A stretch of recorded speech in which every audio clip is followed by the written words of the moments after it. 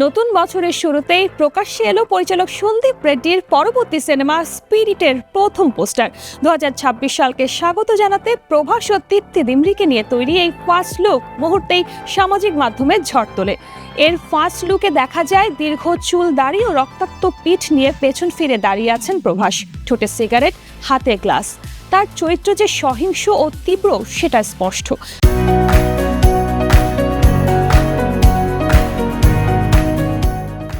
পাশে শান্ত ভঙ্গিতে দাঁড়িয়ে তৃপ্তি ডিমরি, যিনি সিগারেট জ্বালাচ্ছেন। এই দৃশ্য থেকে শুরু হয়েছে সবচেয়ে বেশি আলোচনা। অনেক ভক্ত প্রভাসের ফিটনেস ও লুক দেখে মুগ্ধ, যা তাদের বাহুবলী যুগের কথা মনে করে দিয়েছে। তবে সমালোচকদের একাংশ বলছেন পোস্টারটি সন্দীপ রেড্ডি ভাঙার আগে সুপারহিট ছবি এনিমেলের সঙ্গে অতিরিক্ত মিল রয়েছে।